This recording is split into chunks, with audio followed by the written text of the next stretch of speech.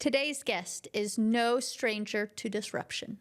Bryn Valencia brings a rare mix of pastoral depth and strategic clarity with a master's in theology and a background in Fortune 100 consulting. She doesn't shy away from tension where faith, justice, and humanity collide. We're diving into the messy middle where grief becomes sacred, questions get louder, and belonging doesn't require agreement. And like those spaces, the conversation around sexuality is layered, tender, and even taboo, deeply intertwined with how we experience faith, our bodies, and each other. Whether we're talking about death or desire, body or belief, the invitation is the same, to stay with what's real. I am Rebekah LaRobardiere, sex and relationship coach and somatic experiencing practitioner. I've been studying sex and relationships for over 20 years.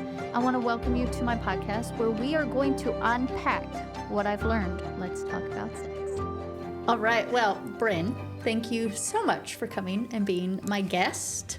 And the first question I want to pose to you is, why did you say yes to coming on my podcast? Okay, that is such a good question. And I think my most honest answer is I'm not sure.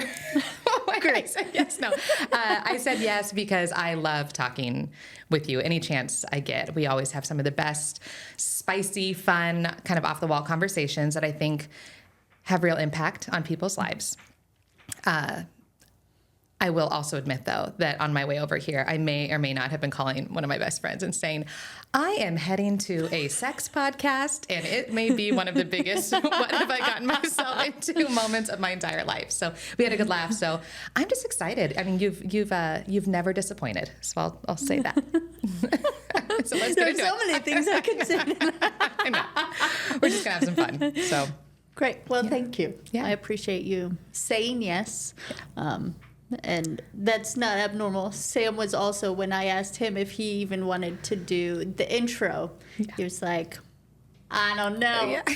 I know. My husband was like, so are you going to be talking about like how personal are you going to get? I'm like, we're just going to go where it takes us. We'll I'm an open book, and no, I don't know that he slept very well last night. No, I'm kidding. We're going to have a great time. It's going to be great. Everyone's going to be fine. Everyone will be fine. If not, you'll talk about it Yeah, later. exactly. We can edit it out, right? Great.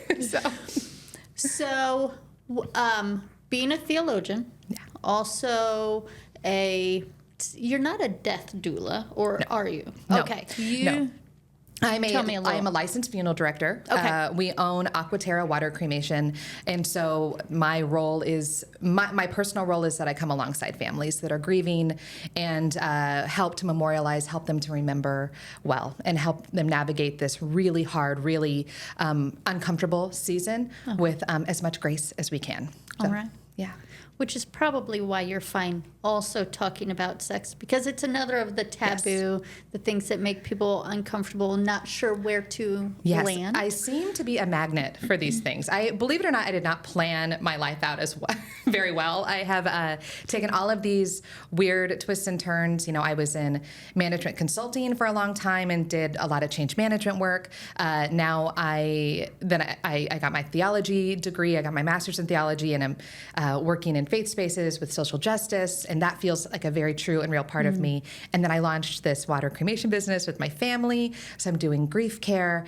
And I know when I look at it, I think, wow, those feel like three very different lives. But somehow I am seeing some major overlap in the way that each season has prepared me uniquely to put on each hat, if that makes sense. I'm able to, there's more overlap than I would have expected. So I think we'll probably talk about that a bit today. Absolutely. Let's do it. Yeah. So let's go to the theology and femininity and sexuality. Yeah.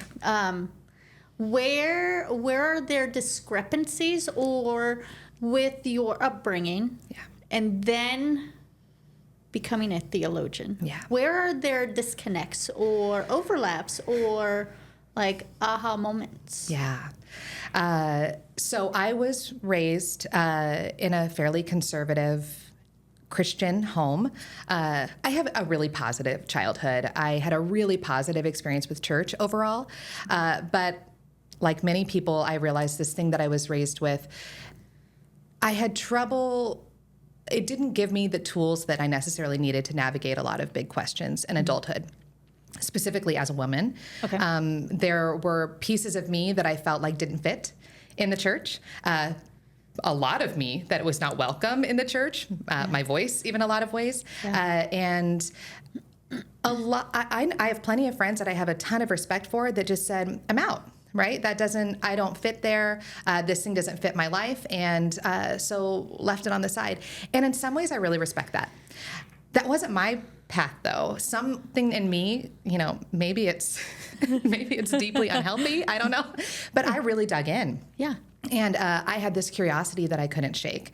And I left my job in management consulting, and I went back to school and really dived in deep to try to, I don't know, maybe I was trying to make sense of it all, but I really wanted to be able to offer not new answers for the questions that I wasn't getting answers to.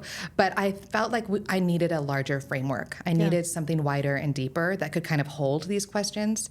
Like I said, I think I knew I wasn't looking for a different kind of certainty. I wasn't looking for a new black and white, right? But I wanted something, surely this thing can be wider and deeper. So yeah, that's what I'm trying to, in my life, build something new that can kind of hold space for all the questions. Okay, so what are some of the questions that hindsight, you're like, oh, these would have been very helpful if I had known as an adult, or getting married, or what does it actually look like to be a woman, a wife, a mother? Yeah, I went through the 90s, early 2000s purity culture movement. I know that you're no stranger to that. I'm a purity culture survivor, maybe even a thriver, we could say. Great. Right? I like that. Yes, and but I bought in on purity culture big time, right? Like I read all the books. I don't know how much swag they were selling back then, but if they had it, I was buying it. I had the purity ring. I was doing all the things. I was very proud to be poster child, at least externally. Yeah. I don't know that much of that went much past my head. I don't know how much it sunk into my heart, because what I did behind closed doors wasn't necessarily consistent with what I was claiming to believe. So enter shame, all of the conflicted feelings about who I am and what I'm supposed to be, right? And so there was a lot to unpack. And so the main thing that I got through this purity culture movement was that it didn't really actually equip me for those big questions. And when I was feeling things like shame, or when I was actually trying to learn who I was as a woman, as a whole person, as a whole being, it offered just a very narrow picture of what I was supposed to be, how I was supposed to act, how I was supposed to present myself. And if that broke, if I didn't do that exactly right, good luck to you. I don't know. Shame. I don't know. Then I failed as a human. I failed as a human. Yeah. And so I think surely there's more than that, right? And so what is the step after shame? Is there a way of moving through the world, moving through sexuality that is not quite so rigid, that has spaces for lots of different expressions, for lots of even internal curiosity, listening to ourselves, actually believing that there's something beautiful and good happening in here. Oh, so where was that shift? Probably in my 20s. Okay. In my 20s. And just realizing that it has failed me to not listen to my heart, because then I was acting out in ways that were harmful to my relationship, harmful to my marriage. I was married young, right? And so without getting into too much of the weeds, I was acting out in ways that were really damaging. But I felt like I didn't know how to drive the car. Yeah. I was given an instruction manual for a vehicle that just drove down one road. And once I got off that road, I didn't know. I needed a 4-wheel drive for a minute or something. I didn't know. And I needed some tools, and I needed a framework that could help me navigate some of the shame without spiraling into more unhealthy relationships. or more unhealthy behaviors, and could lead me into greater true connection with my husband. So did you realize that the shame spiral or the actions and thought processes were not beneficial, or did they still feel like they were supposed to be the right thing? And so you kept doing it because this is what I've been told. Yeah. So I'm going to just keep repeating. I can't even tell you that it was that clear. I think what happened is my brain turned off in some ways, right? I stopped engaging. I just, I split myself, right? And I don't know how much detail we want to get into there, but I was not a whole person. I wasn't able to say, here are the messy parts of me. I wasn't able to be curious about what I desired. I wasn't able to give voice to what I liked, what I didn't like. I didn't even know how to think about what I liked and what I didn't like. Because that wasn't part of the original framework. The original framework. Those weren't options. Those were not options. Those were actually the taboos that we had to shut down. Exactly. So okay, you realized this isn't working. Yeah. I'm sabotaging myself and my relationships. Yeah. So what were was it going back to school, or what was it that you're like, okay, I'm done. I'm changing tactics? Yeah, I am really thankful for some helpful mentors and teachers and authors that it was before school. You know, I was able to, it almost felt like this like black market book club of like, try this book. Like, I know you've been, I know here's the stack of books that every Christian family has on their, on their bookshelf. Yeah. Those are the classes I grew up going to. I am quite familiar with those books, but why don't you try some of these books that talked, just had a different conversation, a different starting point about, I'll name one very specific thing is that I grew up with this idea that men want this thing and women want this thing. What is this thing? Yeah. Well, like the really cliche one is men want respect and women want love, right? Okay. Love and respect. I don't know if we can throw that much shade, but we have all men want respect. All women want love. And so even just that confusing moment of, well, what if I want respect? Yeah. And what if I'm with my partner, my husband, who's telling me, well, I don't just want you to respect me. I want you to love me. And some of those really heavy gender roles, ideas of how genders function and operate were blocks from us being curious about who are you as a person. Yeah. Like I've been told all my life to my husband that you just want respect. I've been told that you want sex and you want sex to look like this kind of frequency and this, this kind of thing. Right. And that teaching made me, nobody taught me, be curious about your husband. Maybe ask him and listen and believe him when he says it's something different than maybe you expected to hear. And then, But that changes the rule book because then I actually have to do some internal work if his narrative is different. Yes. Then that means mine's going to have to be different. Absolutely.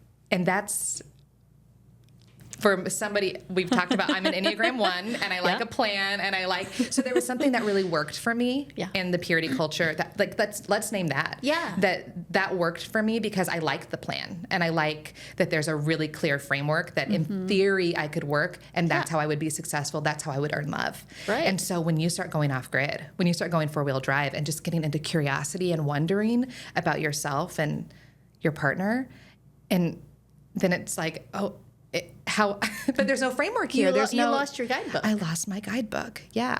And I have to be willing to be curious about myself. Yeah. But then that also means you're not most likely going to be really good at it right away because I've never done this. Yeah. Yes.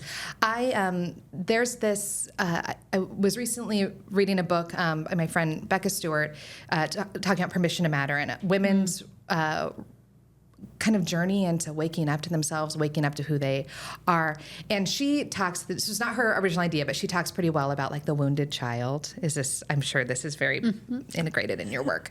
But she names in that book that our these versions of ourselves, these kind of call them broken but very honest pieces of ourselves, like the wounded child or the wild child. She names that they are very young, that they emerge as they are. You almost treat them like a 3-year-old or like a 4-year-old version of yourself. And I'm a mom. I have a 5-year-old, a 3-year-old, and a 1-year-old, and I know how little pressure I can put on even, let's just go with my 5-year-old. He's very reliable and he's a wonderful firstborn, but I cannot rely on him to drive the car. Right. Right? Right. And so we have these versions of ourselves that we have gotten us into trouble when we've let them drive the car. Right. Yeah. And then we're like, well, you can't be trusted to drive the car, so get out of the car. You're not allowed to be. And it's like, well, no, but what if they were just versions of this wild child in ourselves? What if we treated them like the 4-year-old, 5-year-old that they are within us? Give them space. Give them space. Let them explore. Let them learn and grow. Treat them like a good parent, right? Like I get to parent myself. I get to be a good parent to these smaller versions of myself. Yeah.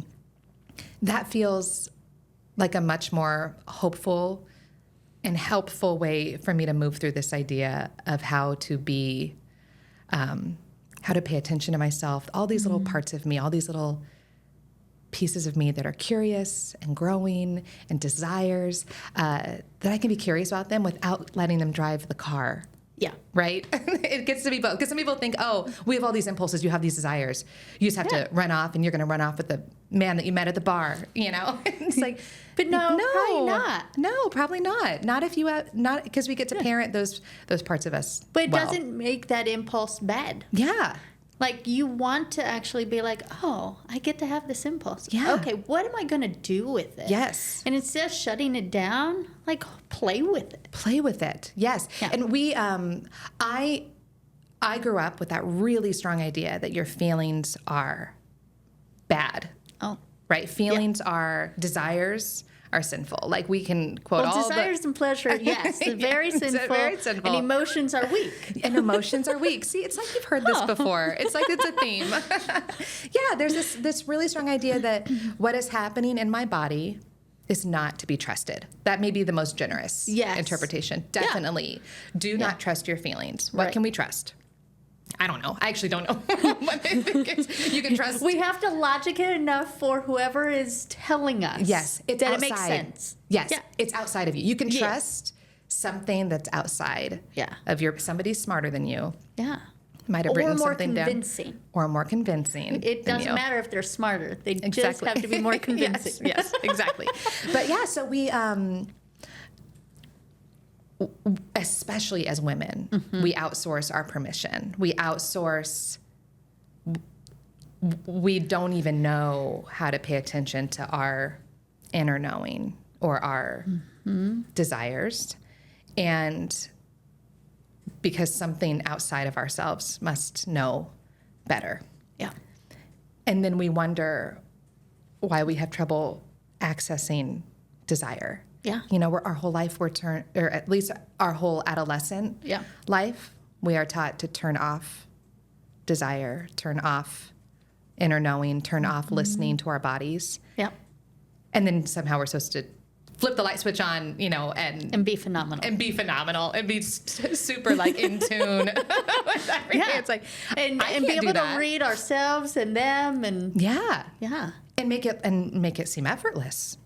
Right? Like it has to just because we overflow. can't effort because it has to still be convenient. Yeah, and effort's not sexy. We know that. I'm sarcastic. Can I put the sarcastic button? Yeah, I like it. Yeah. So yeah, we have this long history, especially in the Christian tradition, and especially with women. I think it affects men as well. Because anything that affects us, they are the flip side of it. So they may not have gotten the same messages we did, but where it negatively impacts us, and then we're now in relationship with them, they're getting like the secondhand residual wounding, whatever you want to call it. Yeah. And so it's not benefiting them, even though we like to say, well, it's a patriarchal world or blah, blah, blah. it is still to their detriment. Absolutely. That we are not fully embracing Absolutely. who we are designed to be. Yeah. Yeah.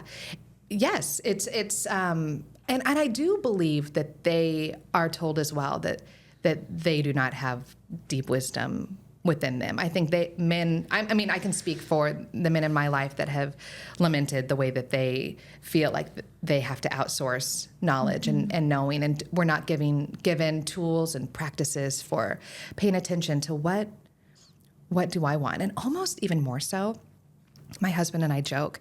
He's a doctor. He has a successful career. We're very proud of him. And we've joked about, he's not allowed to discover his bliss, right? He loves fly fishing. You wouldn't have to twist his arm for him to leave to go to South America for months and on a fly fishing excursion.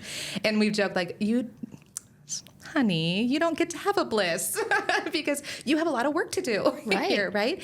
And we joke, but it's kind of true, right? He, in some ways, is not even really given permission to listen to himself, to listen to his deep knowing, because he has responsibility. He needs to take care. He needs to provide. And it has to look a certain way. And it has to look a certain way. Yeah. So as much as I'm learning to be gracious with myself in my journey, it starts to get really uncomfortable when I have to be gracious with his learning to pay attention to himself and his desires and his wanting too. So it goes both ways. It really does. Yeah. And it is quite an interesting dynamic, but also part of the beauty and struggle of long-term relationships is you've been through so much together and you think you know each other. And then when rubber meets the road, you actually have to ask yourself, are we really in this for us? Or are we going to shift it up and actually be something that's different? Yeah. Because if we just go with the status quo, we'll never really know our spouse. We'll never really know ourselves, but we'll have a beautiful life. Yeah. But we're not going to thrive. We're not going to find a blissful spot. Yeah. And if we do, it's when we're retired and then we're too tired to want to, or we've got grandkids. Yes. And we don't have time for us anymore. Yeah. In our family, we talk about these 3 pillars of belonging. You belong, you are loved, and you are delightful. I'm borrowing this from the Book of Belonging, which is a really beautiful children's Bible that I can't recommend enough. But you belong, you are loved, and you are delightful. And at first glance, those 3 things sound very similar, but belonging is you are safe and you are wanted here. To be loved means there's nothing you can do to earn my love, and there's nothing you can do to lose my love. Yeah. But that third one feels like you are delightful. I think has the most play with sexuality and sensuality, and obviously, but even at a family level, it's you are delightful because I see you and I'm paying attention. I know you, and I pay attention to the things that make you uniquely you. Yeah. So love says, there's nothing you can do to earn my love or to take it away. But delight is I'm taking the time to know you, to pay attention to who you uniquely are, and I delight in that. All of that is rooted in, that's how my understanding, my reading of Scripture, that's how God loves us. That's how God says we belong, we are loved, and we are delightful. I don't think a lot of us get that message from God. But that plays into our relationship with how we show up to each other. But that piece, that delight piece is like, do you take time to know each other enough to be curious and not just those flat definitions of you are man, therefore you want X, Y, Z. I am woman, therefore I crave domestic set. Whatever. I don't know. Yeah, no, it's wild because it is, in my mind, hearing this, it's the vulnerable one out of all 3. Yeah. Because it actually says you see me and I get to be seen. Yes. No matter how I show up. Yeah. And you care. Like that's scary. Yeah. And oftentimes we don't even do that for ourselves. Yes. Like what if I don't delight in myself? Like who cares if you do, because I'm not going to be able to experience it. Yeah. Because I'm going to shut you down real quick. Yep. I will invalidate you because I don't match that because it's too exposing. Yeah. And how many of us even, I know in my experience with parents, I know so much of your work is unpacking relationships with parents even. Yeah. And I know so many of us have experienced, I felt loved by my parents. I don't know if they liked me. Right? That's a big one. And so how does that play into who we are? If we don't feel like we are fully liked, seen, known, delighted in, then how are we equipped to approach our partners with that same kind of curiosity and knowing, and there's wounds that need to be healed in our stuff so that we can be a safe place of, I call it delight. I think Christians as a whole are pretty comfortable throwing on love. I love you. I love, so-and-so loves me. Yeah. But we start saying delight, just that. I'm definitely going to start using delight a little more or a lot more. Yeah. Because I really like it. I really like delight. You delight in it. Delight and delight. Yeah. Because there is this element of, and I think it brings in intentionality. Yeah. Like, it's not like, I like you, I love you. This is what the societal norm is. Yeah. But we've normalized so much dysfunction because this is just the way we do things that if we can start shifting and actually being intentional and like, oh, if I say I delight in you, one of my children are going to be like, what do you mean, Mom? I know you love me. I know you love me. And so now I just open an opportunity for a conversation and more connection. Yeah. Or if I went home and told Sam, I really delight in you. I delight in you. And he's going to be like, but it assumes that you know him. Because like when I say it to my kids and to my husband, I try to name specific things, like the things that make them.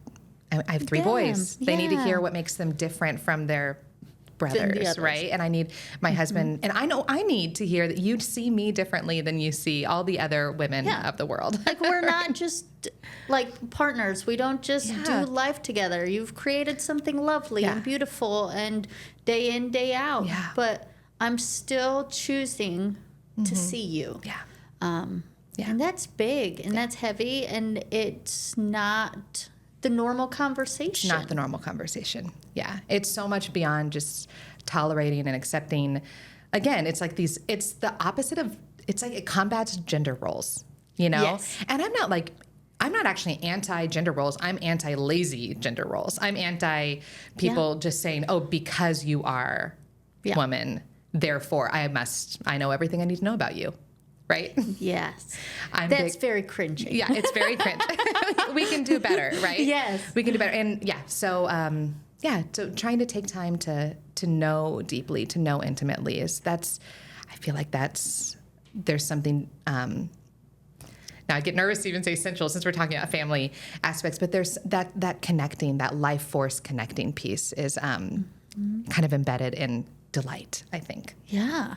But even sensuality, sexuality, we can, okay? But if you want to thrive as a human, we don't want to separate that from who we are, who they are. Yeah. And that is a whole element. And if we try to not allow our children, our spouses, ourselves to be sensual or sexual beings, we are telling them that part is not delightable. It's not, That's not lovable. Yeah. Like, I can love all of this. Yeah.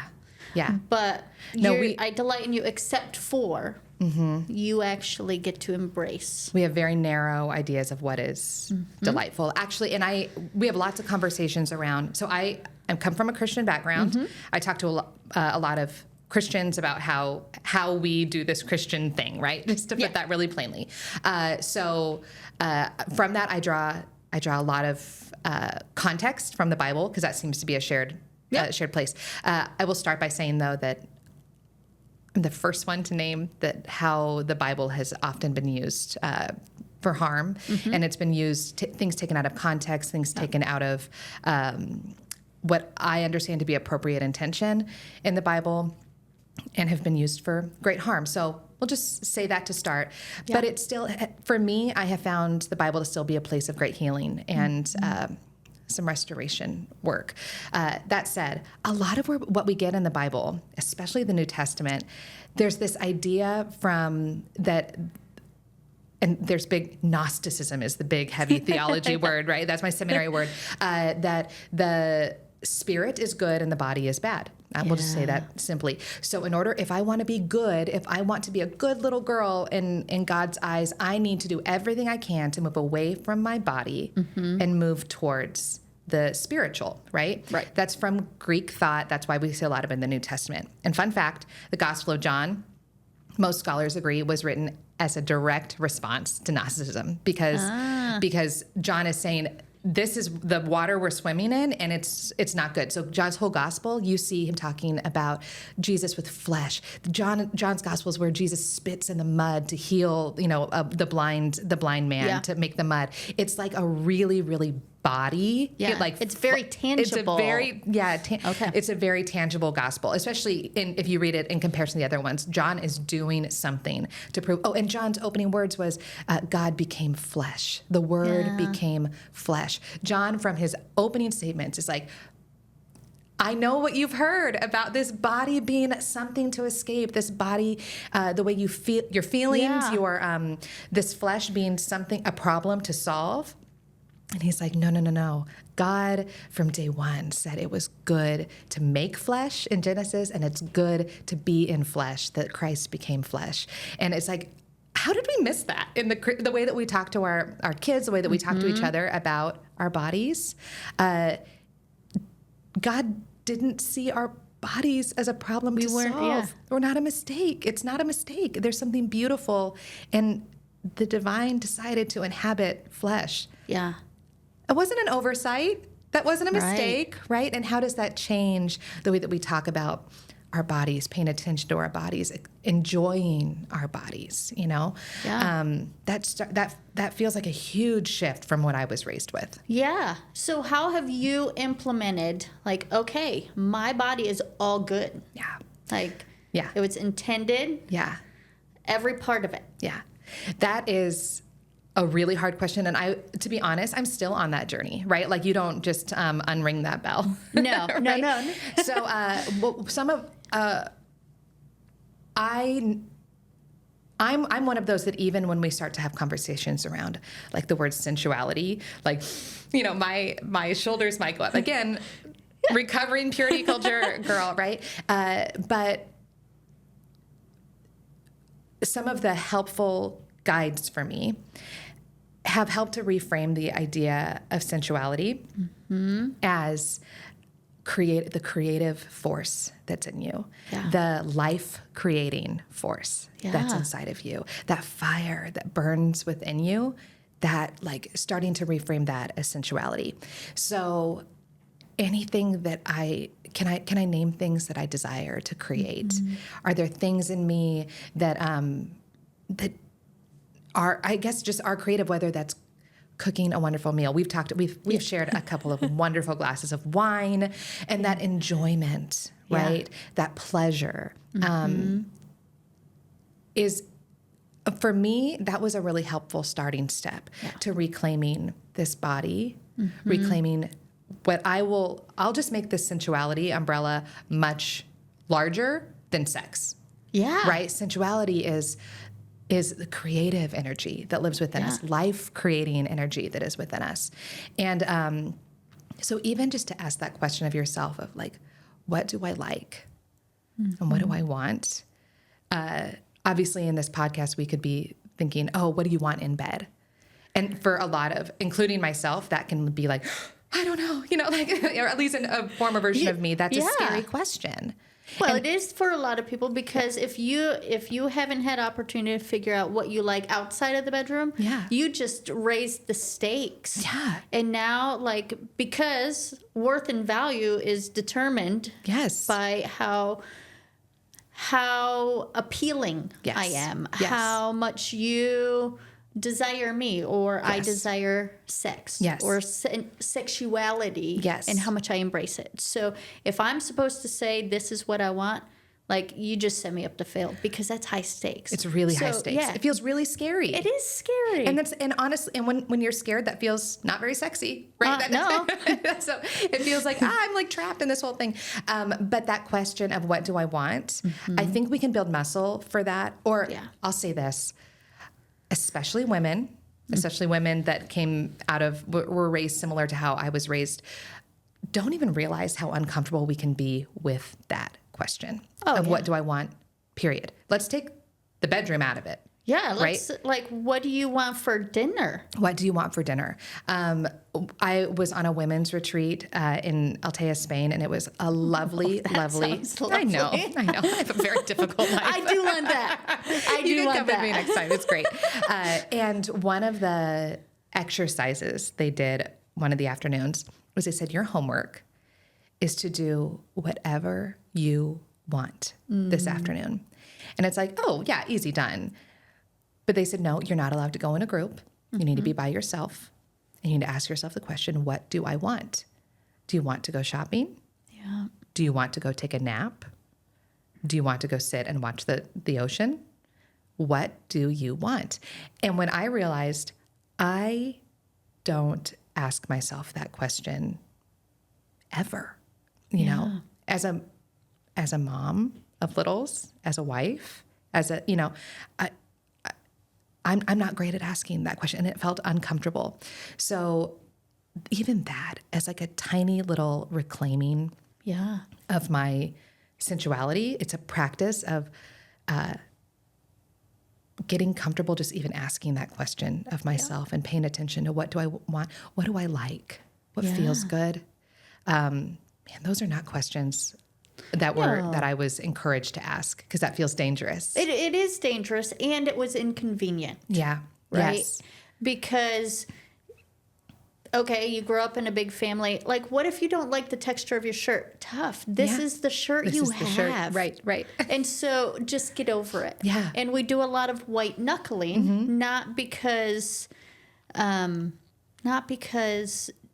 didn't care. Yeah. It's none of us. Our parents weren't given that luxury. Yeah. And so we are like following in that footsteps, but now realizing like, oh, I'm not willing to white knuckle Yeah. anymore. And actually I do. And like, I'm an Enneagram 8, a counter-type social. Yes. So I love permission and I love giving permission. Yeah. And I like following rules that I don't think are stupid. Right. So, That's great. I love that. so it worked. It works for me. Like I've exercised my muscle, but also like working with people, realizing like, oh, I can't say, what does pleasure feel like for you? They're like, I have no idea what you're talking about. And like, they're going to shut down. Yeah. Because pleasure wasn't an option. Yeah. And it's of the flesh. And so I have to deny the flesh. Yeah. And so arousal is Oh. now, but you can get aroused playing anything. It's just blood flow. Right. It's like just our blood flow. body is just working. Yeah. And so it's not this taboo thing, but we've created this scary elephant in the room where in reality you go for a run and you come back and your blood is flowing. You're like, I feel alive again. Yeah. Right? That needs to be merch, by the way. It's just blood flow. It's just You need blood flow. T-shirts and hats. We need to get the whole thing going. It's just blood flow. It really is. No, that's so good though. I think that I can almost hear the fear of, you know, those voices that I grew up with of, well, you know, you can't follow, almost confusing desire and naming and paying attention to desire is the same thing as like not having impulse control. Yeah. Because especially if you don't have practice listening to your desires, then a lot of times those desires grow and grow and grow, and they've been quieted for so long, and then people end up acting out on them like, in very unhealthy ways. Forget it all. Right. I'm going to just follow all the impulses. Exactly. And we see that. We know. We have all seen brokenness and just so much harm come from people that seem to not have impulse control. Yeah. In my experience, though, the better you are at paying attention to those desires, naming them, giving them language, and finding ways to act on them or engage with it. Engage them in a healthy way. Even some of, I don't know how, whatever. But even the ones that feel most taboo or the darkest ones are worth curiosity, right? Because it may be something that needs healing. It may be something that is begging for attention, not even to be fully expressed in the way that it's initially presenting itself, but it's part of you. It's part of your story, even if it's coming from a wound. Yeah. Learning to name things so that they can be healed we can't. Richard Rohr says you can't heal what you can't name. Yeah. And so many of us are like, don't name it, Well, don't speak it's it. like, yeah, because then you put it out there and then there's whatever has power over it, you know. Yes. And in reality, you're like, if I'm trying to deal with anger, but it's not really anger, it's actually sadness and loneliness, I'm never going to solve this, and I will always be angry because I'm not actually addressing what's going on. Exactly. So if I actually want to heal, I actually need to broaden my vocabulary around what's going on in my body and what I actually do want. But it's like, it's like the buildup. Mm-hmm. Where, you know, we push everything down, we ignore it, ignore the intuition, our gut, and then, we might blow. But it's the same as with our cycles, okay? Yeah. So, you know, first 2 phases of the month, we've got, like, all the grace in the world for everybody. Yeah. Right? And so we're like, that can just roll off my back. It's fine. It's not that big a deal. I can handle it. Yeah. So what? And then by the end, during our menstrual phase, or right before, we're ready to bite everyone's head off. Yeah. Because we never dealt with anything. Exactly. We decided to diminish our experience for the convenience of everybody else and actually created a chasm or a disconnect where they don't actually get to delight in us or see us, and we don't even get to. And then now we're this crazy thing here where world's going to hell in a handbasket. Right. And all we needed to do was actually say, hey, that kind of hurt my feelings. Just name the thing. Hey, I'm actually really tired today. I don't want to do this. Yeah. And I'm doing much better than I used to. Mm-hmm. And it has changed our whole dynamic. Yeah. And the dynamic with our children. Yes. Because I get to hold space. Yeah. I can't tell you how many I'll say conversations very lightly. You know, some people might have another name for it, but with my husband, and around. I love conversations. Yes, just to have a conversation. Where I'm saying I feel out of my head right now. I feel, and the way the language he knows to listen for is, I feel like I'm above my body looking down on my body right now. Like Bryn has left the building. It's kind of the general feeling on it. And a tool that I was given that is so simple, but it has helped me anchor is the idea of, you name 5 things you can see, 4 things you can feel, 3 things you can hear, 2 things you can smell, and 1 thing you can taste. Tapping into your senses, And yes, and what that is doing, first off, it makes you pause for a minute, which is so important for the body, right? Yep. But it's getting us back into our bodies. Yeah. And I thought the first time, this was actually an assignment in one of my psych classes, but I thought that was going to in some way silence the storm or calm the storm. And I practiced it. I kept on actually waiting to do the assignment for a quiet moment. I was like, I have this homework assignment and till it's convenient. I'll apparently need to get up at 5 a.m. to do that work, or I'll do it after the boys go to bed. Yeah. And really great professor said, how about not? How about you just try it in a moment when you need it? And so, mom of littles, it's that hour when I'm trying to get dinner on the table and they are feral and things are crazy. And I was like, what if I take a minute and do this, practice, and come back to my body? And I really stupidly thought it was going to make the house calmer. It didn't. No. But it anchored me in the storm, which sounds cliche. But what it was actually doing was bringing me back into my body. You were able to be present again. Just being present with them and present within myself. So it actually, I wasn't trying to be brilliant and saying it was like I'm out of my body looking down on myself. But what I was actually naming was a very disembodied version. That's what happens to me a couple times a month, right? Is I become this disembodied self, and that's not wholeness. Right. I'm not integrated. I'm not present when I'm in You're trying to survive. Yes. And I'm trying to even, so much of what we do in churches is we try to give language and we stay in the brain space. Yeah. We try to teach you a new way of being in your head, a different theology, a different, even just prayers like that are very in our heads. Yep. But man, I'm so thankful for these tools that are bringing us actually back into our bodies and realizing it's good to be all the way present, sitting in this chair, smelling the things I'm smelling. What are you noticing? Even with 3 boys, I don't almost want to be smelling all the things I'm smelling. You can avoid that one. Just skip the smell one if you're a mom of littles. But it's real. But it's good to be in our bodies, and we need more tools that bring us back, not trying to escape or, launch out of this space. Because then the quality of life goes up because you're a lot more intentional when you're present. Yeah. And so then it helps it land. And maybe chaos. Yeah.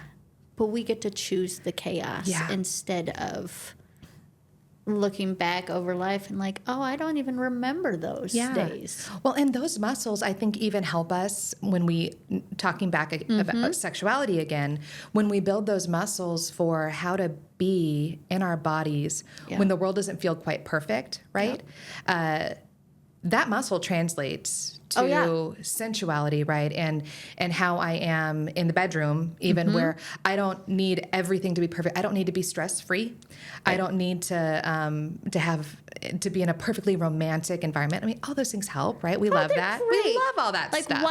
Why would we not want it? Yeah. But if that is stopping us, then we're going to miss out on a lot. Yeah, I don't want to just put a pause on my life, and especially that piece of my life until everything is, if you wait for the perfect evening where the kids were chill and, everything in the house is perfectly clean, it doesn't happen. It may not be happening. Call me in 5 years. So, and then in 5 years, we're going to be up later. Yeah. And then you've got teenagers that go to bed after you do. Don't tell me this stuff, Rebekah. It's great. I was on the 5-year plan. I thought my life was going to be cruising. It will be cruising.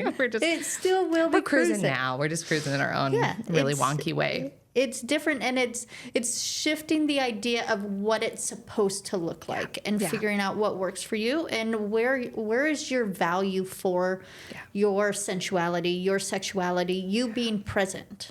Right? And like even the tools of tapping into your senses, like when people are like, I just kind of float out.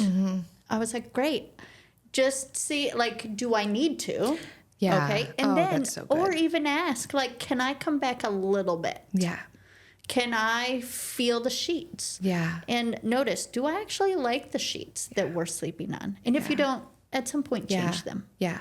Right? Like create spaces that feel safe enough for your nervous system to actually want to engage. Because most people want to have that experience. They just don't know how. Yeah.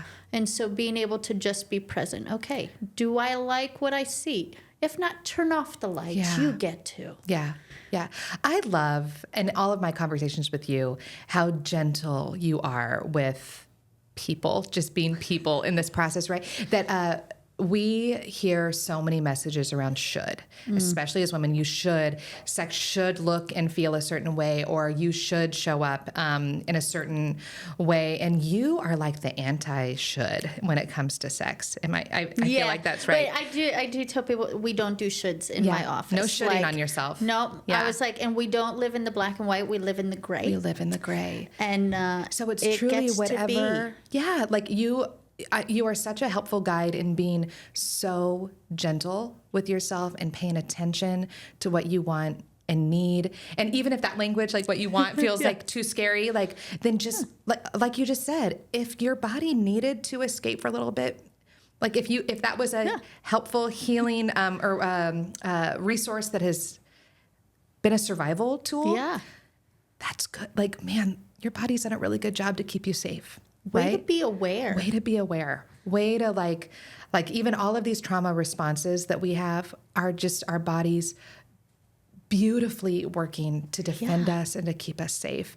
And we get to say, hopefully at a certain point when we're ready, I don't think I need that, they call it the loyal soldier, right? This is the loyal soldier that showed up for the war, went to battle, but the battle's over. Yeah. And you get to go home, right? Yeah. And so we have this loyal soldier that sometimes keeps on showing up in our lives and keeps on showing up and wanting, it's like, we don't need you in the bedroom right now, right? Like my husband and I, we were in a tough spot for a while and like, but working to disarm the loyal soldier. I don't know if that makes sense. It does. But a lot of times we don't bask in the wins in the bedroom or anywhere, right? Because we remember that we needed the loyal soldier for all of these situations. And so we know we're going into this situation. And so the loyal soldier is there because out of default. Because we haven't like let we are actually really good here now. Yeah. We don't need him and lock that body feel in that we no longer need him. He can stand at the door. Yeah. Right? But we focus so much on the negative body feels. Yeah. Again, going back to we don't know what feels good. We don't know what we like. And when we do experience it, it's too scary at times to like sink into it and like, oh, this is what bliss can feel like. This is what epic can feel like. Yeah. But it's too scary. And so we just keep bringing him along. So when you have that moment, you're like, oh, I really like this. Yes. And I let him stand by the door. Yeah. Right? He doesn't drive the car. No. He doesn't need to drive the car. Right. Yeah. He can be over there. And then the next time he'll come in and then you're like, oh, wait, we don't need to. And it's the 3 steps out and 2 steps back. Yeah. But it's the familiar. Yeah. But that's where I'm so grateful for your work and the kind of stuff that you do because, man, our headspace can just get so, it's very hard to see that clearly. Somebody who's done a lot of this work myself, it can be so overwhelming to see that clearly. We do not have, especially in the Christian culture, we don't talk about this openly. I can't tell you, before I started doing this kind of work, I thought I was the only one and I was so broken all by myself, right? And as I even started getting language for it and tools, and I was able to even start having conversations, started connecting with other people that were like, oh my gosh, me too. Oh my gosh, yes, exactly that. And how language can connect us. So I'm so thankful for the kind of work that you do that can give language, because language is a tool for unlocking, but it's also a language. Language helps connect us to each other to just de-shame that idea of I'm the only one, or this I'm so broken over here. And if anybody knew how broken I was, man, the shame spiral goes really fast, Yeah. So the language you give helps to unlock, but it also helps. It's been so helpful for me in connecting and realizing, this is actually very common. It's unfortunately common, but it's really common. Yeah. So. Yeah. Well, thanks. Yeah. Love what you're doing. So. Thank you. What would be a takeaway that you now have that you would want to pass on for later generations doing your work that you wouldn't want your children to struggle with that we did? Yeah. Thinking about the Bible just as a whole. I mean, that just, it's our starting, at least for me, it's a starting place for me. And I've done the work of reading it from beginning to end. And I don't mean that as a badge of honor, but just that's kind of, I think it's really important to look at it really zoomed out. Sometimes I think we do the most damage when we pick up tiny little verses out of context. But when you look at the really big thing, you see this God who thinks it is beautiful and good to be human.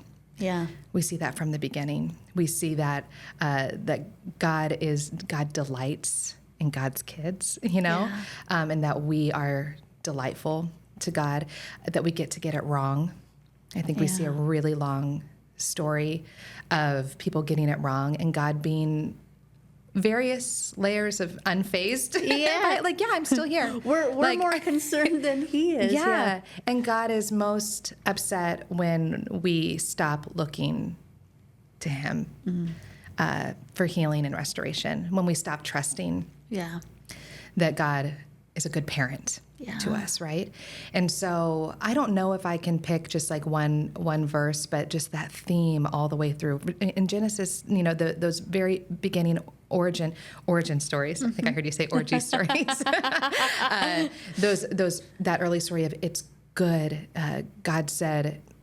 God created all of creation, and then God created human beings, humankind, man and woman, masculine, feminine. And God said, when God looked at that masculine, feminine combination thing and said, ooh, that's very good. In Hebrew, it's tov meod. It's very, very good. That balancing energy between men and women, that we need each other. Masculine and feminine together is a powerhouse, life-giving force. So how often we forget that and we think that God is against us, or God made us broken, or God is disappointed in us, that God wants us to move away from these bodies in order to find holiness. And man, there's just, I'll just say it brings bad fruit. It doesn't, I don't see goodness coming from that. So I just find, I hope that people can find that greater message in the Bible, that God loves our bodies. God loves how we were created, and says it's very, very good. Very good. Very good. Tov meod, very good. I like it. Yeah. That is good. Yeah, it is good. So, Well, thank you. thanks for having me. Yeah.